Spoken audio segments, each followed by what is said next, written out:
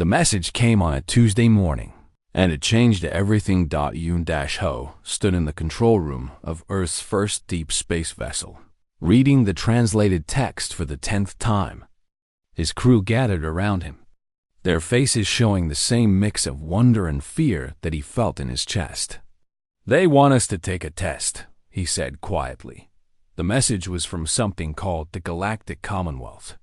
For 50 years, humans had sent radio signals into space, hoping someone would answer. Now someone had. The Commonwealth controlled thousands of star systems and hundreds of species. They offered membership, trade, and technology beyond human imagination. But there was a condition. Every new species had to prove themselves worthy through something called a trial of worth. Jin, the ship's xenobiologist, leaned closer to the screen. She was a small woman with sharp eyes and an endless hunger for knowledge.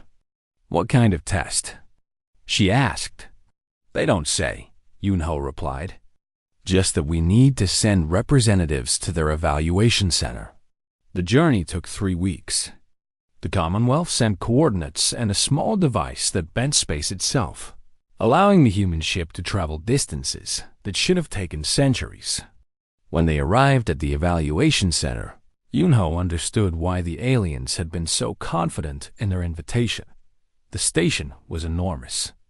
It hung in empty space like a metal moon, covered in lights and docking ports.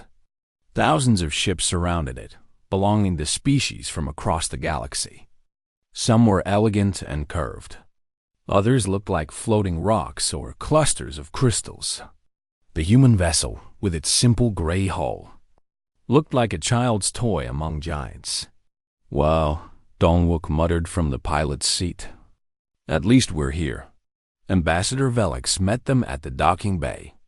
He was tall and thin, with a body like a praying mantis made of blue glass. His movements were careful and slow, as if he might break at any moment.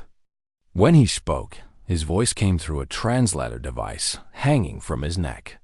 "Welcome, humans," Velix said. "We are pleased you accepted our invitation. Though I must be honest with you, the trial is not easy."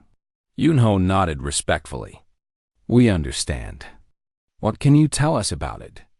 Velix made a sound that might have been a sigh.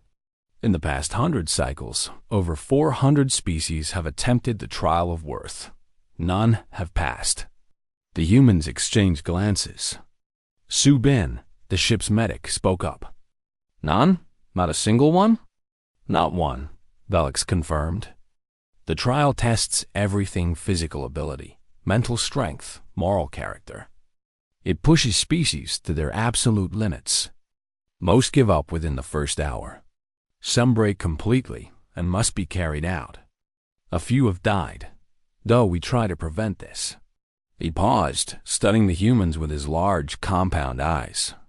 "I tell you this not to frighten you, but to prepare you. There is no shame in failure. Species who do not pass the trial are not harmed. They simply cannot join the Commonwealth or access our technology and trade networks. So we stay isolated forever."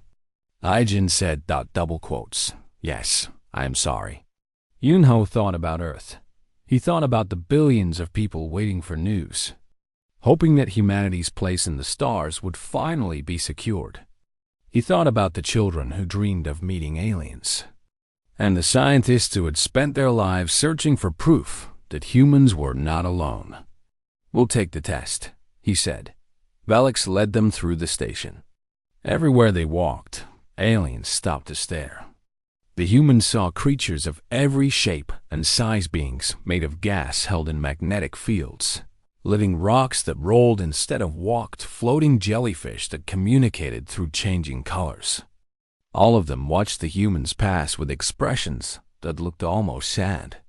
"They pity us," Ji Yeon whispered. She was the ship's pilot, a young woman with quick reflexes and a sharp tongue. "Let them," Taeyang replied. He was the oldest member of the crew, a former soldier with gray in his hair and calm in his eyes. "We haven't failed yet." The waiting area outside the trial chamber was filled with other species preparing to be tested. Some looked nervous. Others looked terrified.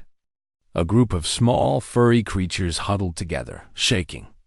A tall being with skin like bark stood alone, its many eyes blinking in sequence. Hyjin approached one of the furry creatures. It flinched at first, then relaxed when she knelt down to its level. "Are you taking the trial too?" she asked gently. The creature nodded. "Our third attempt," it said in a high, squeaky voice. "We fail every time. But our world is dying. We need the Commonwealth's help. What happens in there?" The creature's whole body trembled. "Everything bad. Everything you fear. The trial finds your weaknesses and uses them against you. It is not fair. It cannot be beaten." Hyjin reached out and touched the creature's tiny paw. "Then we'll just have to make it fair." The creature looked at her with confusion, but before it could respond, a loud tone echoed through the chamber. A massive door began to open, revealing nothing but darkness beyond. "Humans," Velix announced. "It is your turn." Yunho gathered his crew.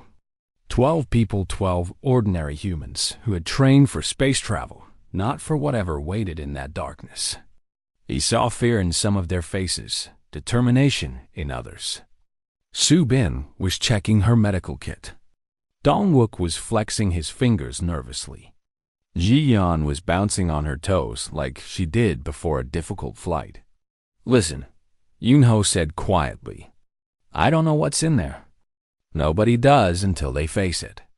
But I know this. We come from a planet that tried to kill us every single day. Ice ages, predators, diseases, storms, earthquakes. Our ancestors survived it all. They didn't survive because they were the strongest or the fastest. They survived because they refused to quit." He looked at each of them in turn. "Whatever is in that room, it's just another problem. And humans solve problems. That's what we do." Taeyang smiled grimly. "And if we can't solve it, then we die trying, together." The crew nodded. Some took deep breaths. Others squared their shoulders. Ji Yan actually grinned as they walked toward the dark doorway. Yunho heard Velix speaking softly to another alien observer. "Such confidence," Velix said. "They do not understand what awaits them." The other alien, a reptilian creature with scales like polished copper, tilted its head. "All species are confident at first. It means nothing." Yunho heard them, but he did not turn around. He simply raised one hand and waved casually over his shoulder. "Let's see what you've got," he said. Then the darkness swallowed them whole. Behind them, the massive door began to close. Somewhere deep inside the chamber, something mechanical hummed to life. The trial had begun, and humanity would face it the only way they knew how. Not with fear, not with despair, but with stubborn, impossible hope. The darkness lasted only a moment. Then the lights came on, and the humans found themselves standing in a room that seemed to stretch forever. The floor was metal. The walls were metal. The ceiling was so high that it disappeared into shadow. Everything was gray and cold and empty. Their breath made small clouds in the freezing air. "Temperature reading," Dongwook said, checking the device on his wrist. -15 degrees and dropping. Su Bin immediately opened her pack. "Everyone put on your thermal layers. Don't wait until you're cold, do it now." The humans moved quickly, pulling on extra clothing and adjusting their gear. They had trained for extreme environments. Earth had taught them well. High above, in a control room behind thick glass, Observer Trell watched with interest. He was a reptilian creature with scales the color of old copper and eyes like yellow diamonds. For 200 cycles, he had watched species enter the trial. Most of them failed within the first 10 minutes. "Note," he said to the recording device beside him, "human subjects are preparing for cold conditions before showing signs of distress. Unusual behavior. Most species panic first, prepare second. The temperature continued to drop. -20. -30. Ice began forming on the walls. The humans huddled together, sharing body heat, their breath now freezing in the air before it left their mouths. "This is nothing," Taeyang said through chattering teeth. "I did winter training in the mountains. This is a warm summer day compared to that." Ji Yeon laughed. Her lips were turning blue, but she laughed anyway. "You're lying, old man." "Maybe, but lying keeps me warm." Trell leaned forward. No species had ever laughed during this phase. They usually cried, screamed, or collapsed. But these humans were making jokes. Then the cold stopped. Without warning, the temperature shot upward. -30 became 0. 0 became 20. 20 became 40, 50, 60 degrees. The humans stripped off their thermal layers as fast as they had put them on. Sweat poured down their faces. The metal floor became hot enough to burn through their boots. "Jump on the count of 3, Yunho ordered. "Keep your feet moving. Don't let them stay on the ground too long." They began hopping, dancing, moving in circles. It looked ridiculous. Hyjin started humming a song, and soon the others joined in, turning their desperate movements into something almost like a dance. Trell made another note. Subjects are treating thermal torture as entertainment, requesting psychological evaluation of human species. The heat faded. For a brief moment, the temperature was comfortable. The humans caught their breath, wiping sweat from their faces. "What's next?" Dongwook asked. His answer came in the form of a hissing sound. From vents in the walls, thick yellow gas began pouring into the room. The humans immediately covered their mouths and noses. "Poison," Subin said, her voice muffled. "Don't breathe it in." But they would have to breathe eventually. The gas filled the room quickly, and there was nowhere to escape. Dongwook was already moving. He pulled apart his breathing apparatus, examining the filters inside. "These won't work against that gas. But if I modify them, give me 2 minutes." "We don't have 2 minutes," Ji Yan said. "Then give me 1. The humans formed a circle around Dongwook, shielding him while he worked. Some held their breath until their faces turned red. Others took small, careful breaths through their sleeves, hoping the fabric would filter some of the poison. Taeyang's eyes began watering. His legs shook, but he did not fall. 60 seconds passed. Dongwook's hands moved faster than they had ever moved before. He pulled, twisted, rebuilt. Pieces of equipment that were never meant to work together became something new. "Done," he gasped. He passed the modified filters around. They were ugly, held together with tape and hope. But when the humans breathed through them, the air tasted clean. Trell's third note was longer than the first 2. Subjects have modified standard equipment to filter toxins. Time to modification, approximately 70 seconds. This is faster than most species can process the threat, let alone solve it. Begin analysis of human problem-solving capabilities. But the trial was far from over. The gas cleared. The room changed. Suddenly, the floor tilted sharply to one side, then the other. Gravity seemed to pull in random directions. The humans tumbled and rolled, crashing into walls and each other. "Link arms," Yunho shouted. "Stay together." They grabbed each other, forming a human chain. When gravity pulled left, they braced right. When it pulled up, they held down. They worked as one unit, compensating for each shift before it could separate them. Then came the darkness. Every light in the room disappeared. The humans couldn't see their own hands. And from somewhere in the black, sounds began to emerge. Screaming, crying, the wet sound of something large moving through water. Whispers that seemed to come from right beside their ears. This was the psychological test. Every species had their fears. The trial found those fears and used them. For some species, it was predators from their evolutionary history. For others, it was the voices of dead loved ones, calling for help. For the humans, it was everything at once. The sounds of war, disaster, loss, and death filled the darkness. Voices begged for mercy. Children cried out for parents who would never come. Hyjin felt tears running down her face. She couldn't help it. The sounds were designed to break the mind, but then she heard something else. Taeyang was singing. It was an old soldier's song, rough and simple. His voice was not beautiful, but it was real. It was human. One by one, the others joined in. Some knew the words. Others just hummed along. The sound of their voices pushed back against the manufactured horror. When the song ended, Dongwook told a joke. It wasn't a good joke. It was barely even funny. But they laughed anyway. And somewhere in the control room, Trell stopped taking notes. He simply stared. The darkness lasted another 15 minutes. The sounds grew louder, more terrible. They tried every psychological weapon in the trial's extensive collection. And through it all, the humans sang, joked, talked, and held each other's hands. When the lights finally returned, the 12 humans were still standing. Tired, shaken, but unbroken. How long have we been in here? Subin asked. Yunho checked his watch. 3 hours. It felt like 3 days. They looked around the room.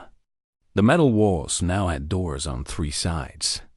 Above one door, a green light glowed. Above the others, red. Green means forward, Hyjin guessed. Red means death, probably. Oh, green means death and red means forward, Ji-yeon offered. These aliens don't think like us. Yunho considered for a moment. Then he walked toward the green door. As he approached, he noticed something, a small camera, hidden in the wall, pointed directly at him. He looked straight into it. "I know you're watching," he said calmly. "I want you to remember something. We're not here because we think we're better than you.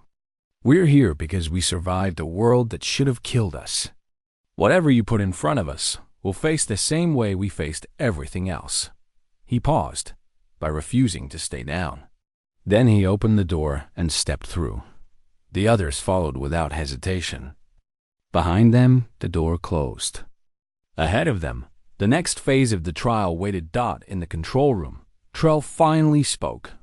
"What kind of planet," he whispered, "creates beings like this?" He had no answer. But for the first time in 200 cycles, he felt something he had almost forgotten. Curiosity. And underneath that, something that felt almost like fear. The green door opened into a nightmare. The room beyond was vast, stretching at least a kilometer in every direction. It looked like a jungle merged with a machine. Metal trees rose from the ground, their branches heavy with sensors and cameras. Artificial grass covered the floor, thick enough to hide anything waiting beneath. Strange lights flickered in the distance, creating shadows that moved on their own. And somewhere in that mechanical wilderness, predators were waking up. Yunho heard them before he saw them. A low humming sound like engines warming up. Then movement in the trees, something large, fast, and definitely not friendly. "Scatter pattern," Taeyang said immediately. His soldier instincts had already taken over. "No, wait. Stay together. We don't know what's out there. We'll find out soon enough," Ji-yeon replied. The first predator emerged from the fake jungle. It was a drone, but not like any drone the humans had ever seen. It was shaped like a wolf, if a wolf were made of black metal and had 6 legs instead of 4. Its eyes glowed red. Its mouth was filled with spinning blades. It looked at the humans. It calculated. It charged. "Move!" Yunho shouted. The humans scattered, but in a pattern not random chaos, but coordinated movement. Years of emergency drills on Earth had trained them for this.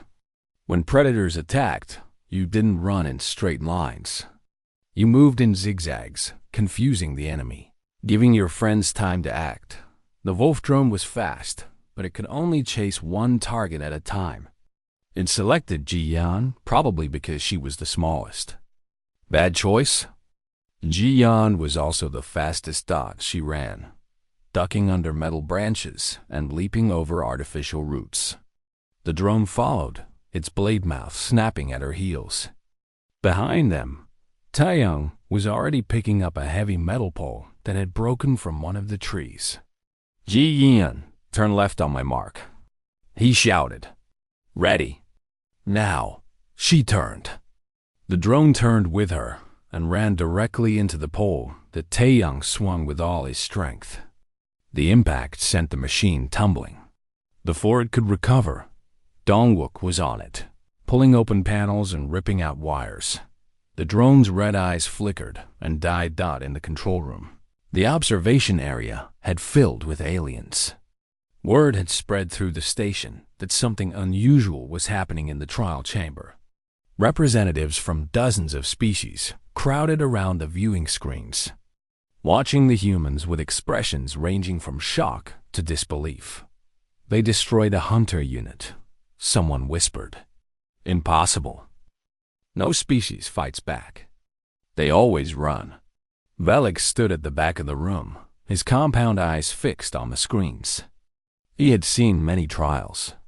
He had never seen anything like this. Down in the jungle, more drones were emerging. 5, 10, 20. They moved between the metal trees like shadows, their red eyes scanning for prey. Haijin was studying one of the fallen hunter units that Dongwook had disabled. They're tracking us by body heat, she announced. And sound. They can't see very well in this artificial light. Can we mask our heat? Su Bin asked. Not easily, but we can use it against them. Haijin had an idea. She explained it quickly while the drones circled closer. It was a risky plan, maybe even a stupid plan, but it was better than running until they collapsed. The humans split into 3 groups. The first group, led by Ji-Yan, would act as bait. They would make noise, draw attention, and lead the drones into a prepared area. The second group, led by Taeyang, would set traps using materials from the environment, metal cables, heavy branches, anything that could slow or disable the hunters. The third group, led by Dongwook, would wait in hiding and attack from behind when the drones were distracted. It was a hunting strategy. The hunters had become the prey. This is insane, one of the watching aliens said. They're not fleeing. They're organizing an ambush. Look at how they communicate, another replied. Hand signals, eye contact. They're working as a single organism. The trap was set in 12 minutes. The bait team began moving, deliberately loud, deliberately visible. The Wolf drones responded immediately, abandoning their careful stalking for a direct chase. Ji-Yan led the pack through a narrow gap between 2 metal trees. Behind her, cables snapped tight at just the right height. The first 3 drones hit the cables at full speed and tumbled into pieces.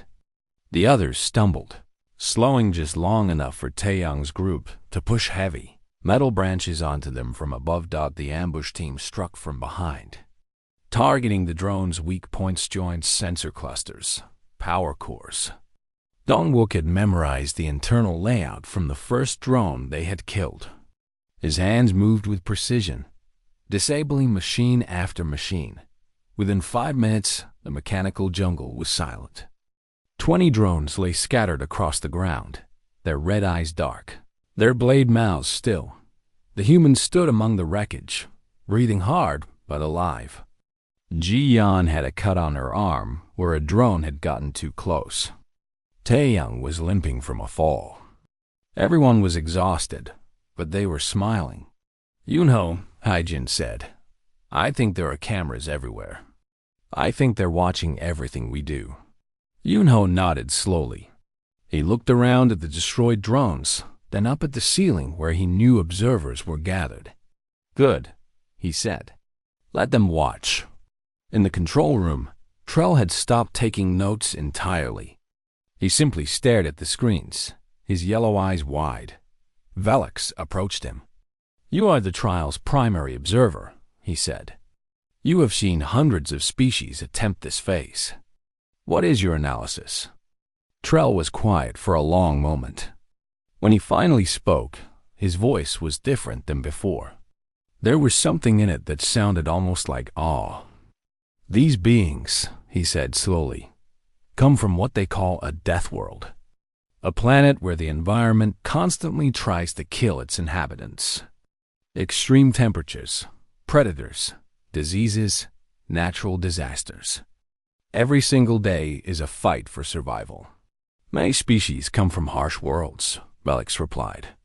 "Not like this. Most species adapted by becoming stronger, faster, or more numerous. Humans adapted differently." Trell pointed at the screen, where the humans were now tending to each other's wounds. "They adapted by learning to hunt. Not just for food, but as a strategy. When something threatened them, they didn't hide. They tracked it, studied it, and eliminated it." Velix's insect face could not show expression, but his voice carried something like concern. "You mean they are predators?" "Worse," Trell said. "They are persistent predators. Their ancestors would chase prey for days, never stopping, never giving up, until the prey collapsed from exhaustion. They don't just hunt. They wear their enemies down." On the screen, Yunho was helping Taeyong wrap his injured leg. Su Bin was cleaning the cut on Ji Yan's arm. Dongwook was laughing about something, making the others smile despite their tiredness. "They're also pack animals," Trell continued. "They protect each other. They sacrifice for each other. That woman, the Medicae, watched her run back into danger to help someone who had fallen. She didn't think about it. It was instinct." Velix turned to look at the gathered observers. Representatives from 100 species stood in shocked silence, watching the humans rest among their fallen enemies. "What do we do?" Velix asked quietly. Trell shook his head. "We continue the trial. There is one phase left to choice. No species has ever passed it. No species can pass it. It is designed to break even the strongest minds." He paused, watching the humans help each other stand. "But I am no longer certain," he admitted, "that these minds can be broken." Below, in the mechanical jungle, Yunho stood and looked toward a door that had appeared at the far end of the chamber. Green light glowed above it. "Ready?" He asked his crew. They nodded. Tired, wounded, but undefeated. Together, they walked toward the final test. Behind them, the broken drones lay silent. And somewhere in the station, ancient beings began to prepare for something they had never expected, a species that might actually pass the trial. The final room was different from all the others, Dot. It was quiet. Clean, white walls stretched in every direction, unmarked and peaceful. After the frozen darkness, the burning heat, the poison gas, and the mechanical predators, this place felt almost gentle. That terrified Yunho. More than anything else, Dot, in the center of the room stood a single table with a single screen. The screen glowed softly, waiting. "This doesn't feel right," Haijin said. "Because it's not," Taeyong replied. "This is the trap within the trap." They approached the screen carefully. When they were close enough, words appeared on it, written in their own language. "Welcome to the choice." The screen flickered, and a scenario appeared. The humans saw a planet small, green, beautiful. A colony of 10,000 beings, alien but somehow familiar. Farmers, teachers, children. They lived in peace, growing food and raising families. Then the scenario changed. A disease had struck the colony. Resources were limited. Medicine could be made, but not enough for everyone. The simulation presents. You have enough resources to save 5,000 lives. The other 5,000 will die. You must choose who lives. The screen displayed categories. Young versus old. Healthy versus sick. Productive versus dependent. Essential versus optional. Choose, a voice said from speakers hidden in the walls. It was a calm, neutral voice. You have 10 minutes. Yunho stared at the screen. He understood now why no species had passed the trial.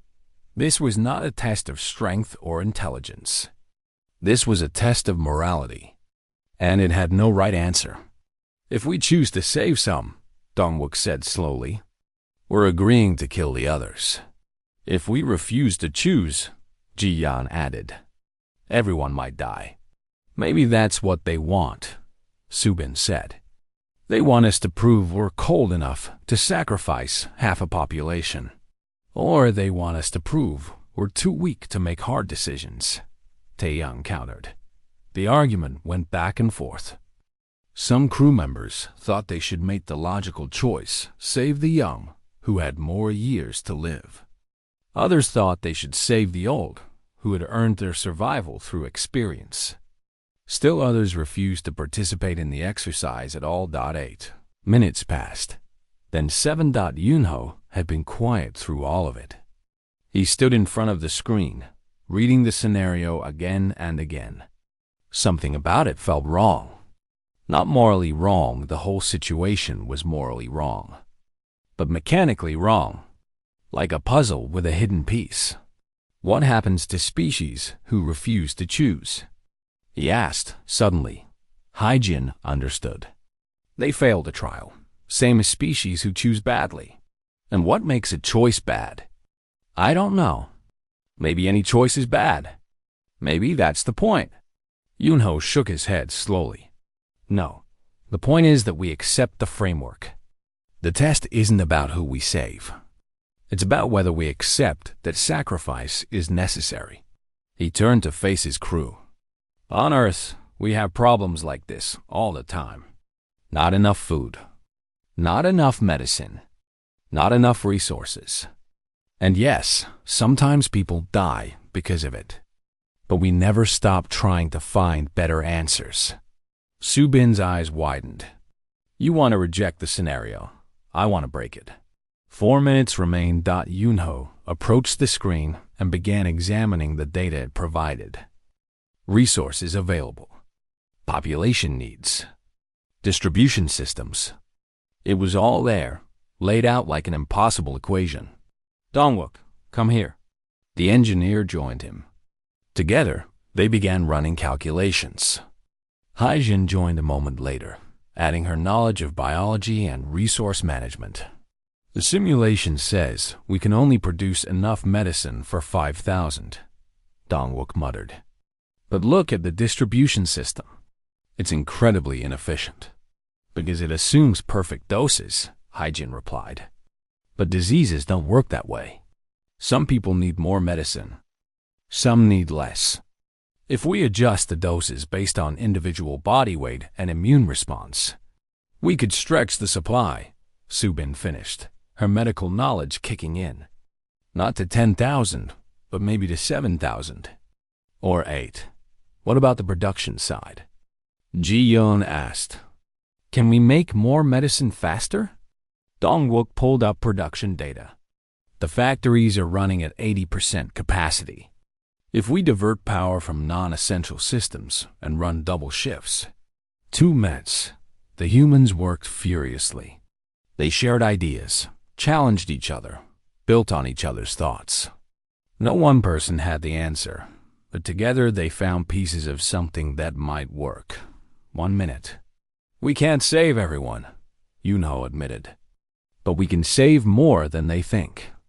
Maybe 9,000 if we push hard. Maybe more if we find resources they haven't counted.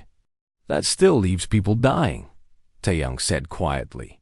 Yes, but fewer. And the ones who die, they don't die because we chose them. They die despite us trying everything possible to save them. 30 seconds. Yunho turned to the screen. Instead of selecting categories of people to save, he began entering their alternative plan. He explained their reasoning, their calculations, their refusal to accept the impossible choice as final. The timer reached 0. For a long moment, nothing happened. The room was silent. The screen flickered but did not respond. Then the white walls began to change. They became transparent, revealing a vast observation area beyond. Hundreds of aliens stood watching, their faces showing expressions that the humans couldn't quite read. At the front of the observers stood a being unlike any the humans had seen. It was tall and ancient, its body shaped like a twisted tree, with bark-like skin and eyes that glowed with soft golden light. It had not moved from its position in centuries. Its name was Novan, and it had designed the Trial of Worth 400 years ago, for the first time in 300 years. It spoke. The choice, Novan's voice echoed through the room, was never meant to be passed. The humans stood together, exhausted but defiant. The trial is designed to test limits, Novan continued. Physical limits, mental limits, moral limits. Every species we tested eventually reached a point where they accepted defeat. They made the cold calculation, or they collapsed in despair. It paused, its golden eyes studying each human in turn. You are the first species to refuse both options. You did not accept the framework. You did not surrender to despair. Instead, you tried to change the rules. Haijin spoke up, because the rules were wrong. Perhaps they were, Novan replied. Or perhaps we made them wrong deliberately. The trial is not a test of ability. It is a test of character. We wanted to see what a species does when faced with the impossible. And what did we do? Yunho asked. Novan's ancient body creaked as it leaned forward. You refused to accept the impossible. You fought for every life, even knowing you could not save them all. You worked together when isolation would have been easier. You laughed in the darkness. You hunted your hunters. And when we asked you to choose who would die, you chose instead to find a way to let more people live.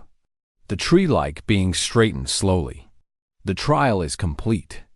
But before I render judgment, I must ask you one question. Yunho nodded. If you were in our position, if you had the power to decide which species joined the galactic community, what would you look for? The human captain thought for a moment. When he answered, his voice was calm. I would look for species that refuse to give up on each other.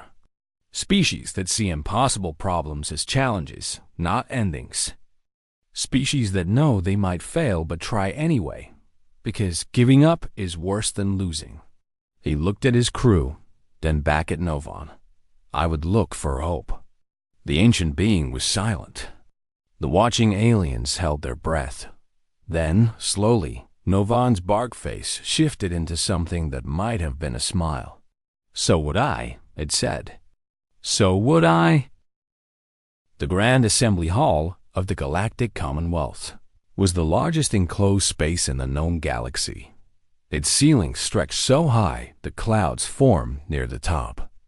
Its walls contained seating for representatives of over 800 species, each section designed for different body types, atmospheres, and gravities. Light filtered in through massive windows that showed the stars beyond.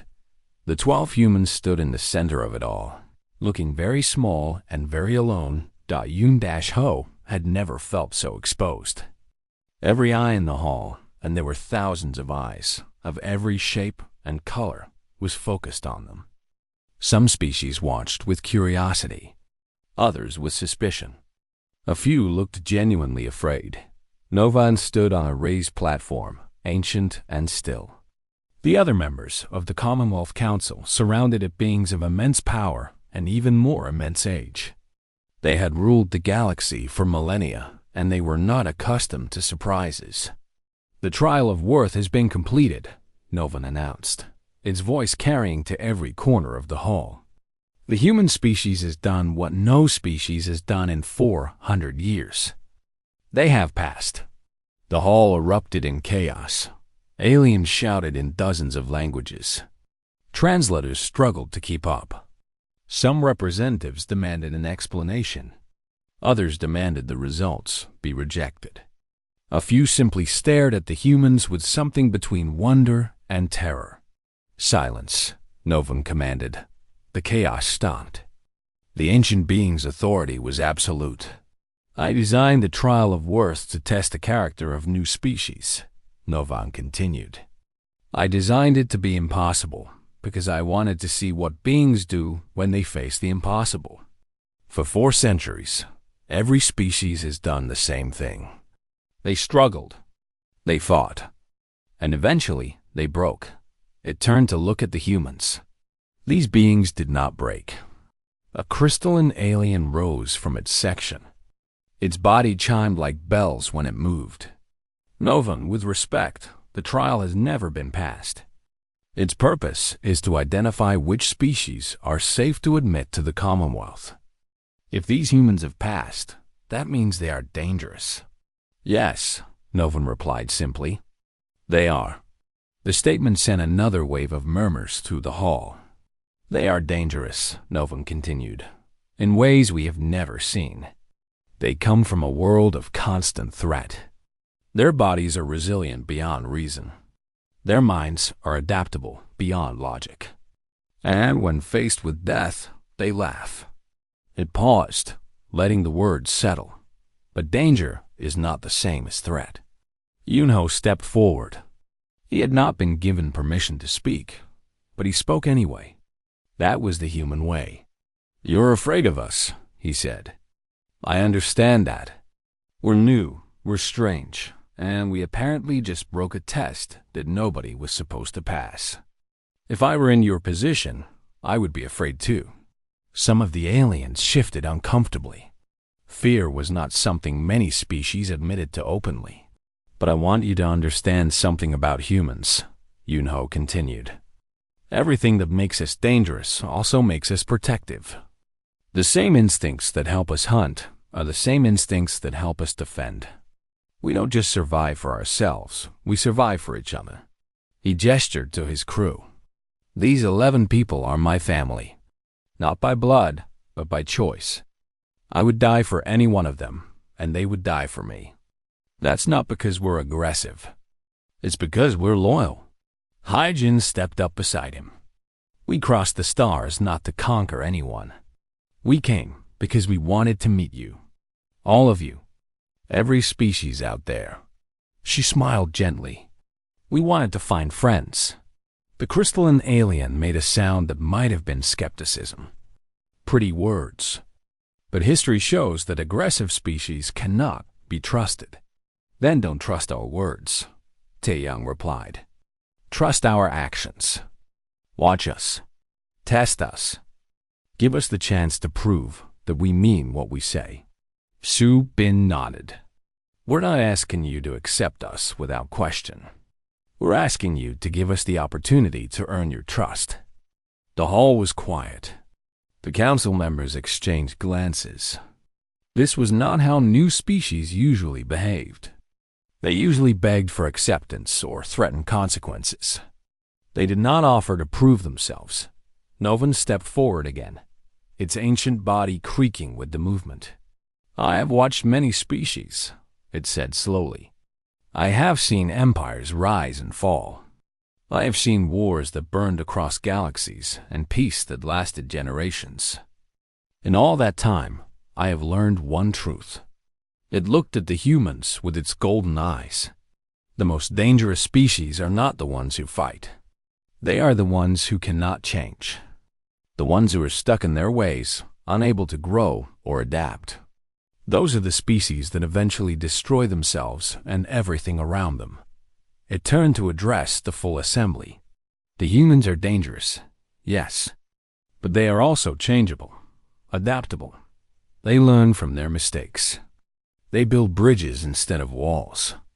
And most importantly, they refuse to accept that anything is truly impossible." Novan raised one branch-like arm. "I propose something that has never been proposed in the history of this Commonwealth. I propose that we not only admit the humans as members, but that we ask them to lead." The hall exploded again. This time, even Novan's authority could not restore silence immediately. "Lead?" The crystalline being demanded. "A species we met today? Lead the Commonwealth that has existed for 10,000 years? Not lead alone, Novin clarified. Lead in a new way. Be the bridge between those of us who are powerful and those of us who are fragile. Help us remember what it means to hope. It looked at Yunho. You asked what we should look for in new species. You said hope. I have lived for millennia, and I have forgotten what that word truly meant. Today, watching 12 beings refuse to surrender, refuse to give up on each other, refuse to accept that death was inevitable today. I remembered. The ancient being's voice softened. The trial of worth was never about proving strength. It was about finding species who would make the galaxy better, not just larger. For 400 years, we found none. Today, we found one. It extended a branch toward Yunho. Welcome to the Galactic Commonwealth. Not as subjects, not as threats, as partners. Yunho looked at the offered branch. He thought about Earth, about the billions of people waiting to hear what had happened. He thought about all the struggles his species had faced, all the times they had nearly destroyed themselves, all the times they had pulled back from the edge at the last moment. Then he reached out and took Novan's branch in his hand. Thank you, he said. And I promise you this, we will earn this trust. Every day, for as long as it takes. Around the hall, something strange began to happen. The crystalline alien, who had been so skeptical, was the first. It rose and made a gesture that its species used to show respect. Then another alien did the same. Then another. Soon, hundreds of species were standing, offering signs of welcome and acceptance. Not all of them, some still watched with suspicion, and that was fair. Trust would take time. But enough of them stood to make Yunho's heart swell. Haijin wiped tears from her eyes. Ji Yan was grinning so wide it looked painful. Even Tae-young, the old soldier who never showed emotion, had to look away to hide the wetness in his eyes. They had done it not by being the strongest, not by being the smartest, but by being human. Later, as their ship prepared to depart for Earth, Yunho stood at the observation window. The Galactic Commonwealth station glowed behind them, filled with species that were now, technically, their neighbors. Haijin joined him. What are you thinking? She asked. I'm thinking about what comes next, he replied. We passed the test. But that was the easy part. Now we have to actually live up to what we promised. Do you think we can? Yunho was quiet for a moment. Then he smiled. We're human, he said. We'll figure it out. We always do. Behind them, the stars stretched into infinity. Somewhere out there, 1,000 civilizations were waking up to the news that humanity had joined the galactic community. Some were excited. Some were worried. But none of them would ever forget the day that a species from a small, deadly world walked into an impossible test and laughed. The Deathworlders had arrived, and nothing would ever be the same.